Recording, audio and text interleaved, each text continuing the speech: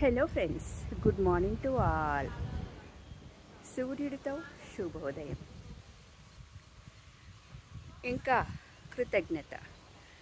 ఎంత తెలుసుకున్నా కృతజ్ఞత గురించి ఇంకా తెలుసుకోవాల్సింది ఎంతో ఉంది ఫ్రెండ్స్. ఎవరి పట్ల కృతజ్ఞతగా ఉండాలి? మన పట్ల మనం కృతజ్ఞతగా ఉండాలి. అది ఎలాగా అంటారా? ఒక చిన్న కథ ద్వారా తెలియజేస్తాను ఫ్రెండ్స్. ఒక ఊర్లో ఒక చిన్న వ్యాపారి, అతనికి ఒక సంతానం, దాంట్లో మన హీరో ఒకడు.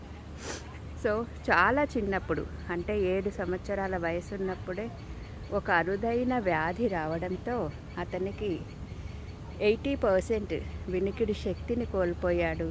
కానీ దానిని పేరెంట్స్ కానీ టీచర్స్ కానీ ఎవరూ గ్రహించలేకపోయారు. సో ఆ అబ్బాయికి నెగ్లిజెన్సీ అని, పట్టించుకోడు అని, పరధ్యానం అని, ఇలా రకరకాల పేర్లు పెట్టారు. సో అందరూ వదిలేశారు కూడా ఆ అబ్బాయిని, పేరెంట్స్, టీచర్స్ అందరూ కూడా. ఎందుకంటే అసలు వాళ్ళకి సమస్య ఏంటో అర్థం కాలేదు.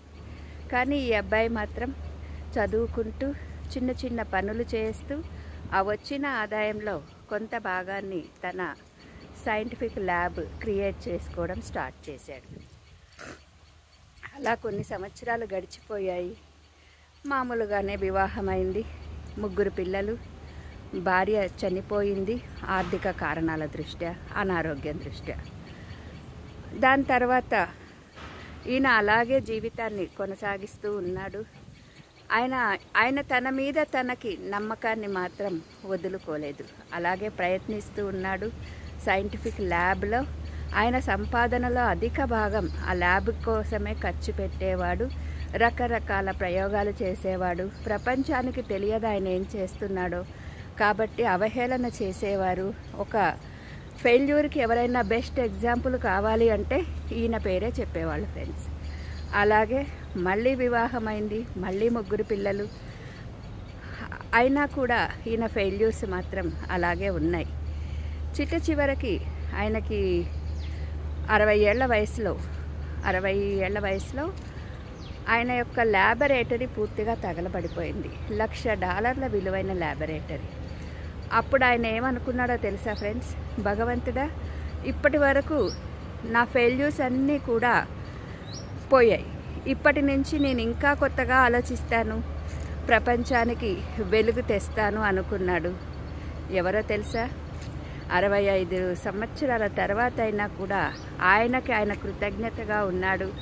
కృతజ్ఞత అంటే మన మీద మనకి నమ్మకం ఉండడం ఫ్రెండ్స్. మీరు ఏ పని అయితే చెయ్యాలి అనుకుంటున్నారో విజయాన్ని సాధించేంత వరకు ఆ పనిని వదిలిపెట్టకండి.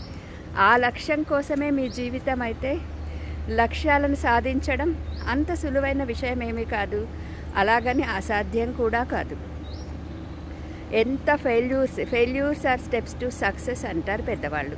కాబట్టి మీరు ఫెయిల్యూర్ అవుతున్నారు అంటే సక్సెస్కి దగ్గరలో ఉన్నారు అని అర్థం.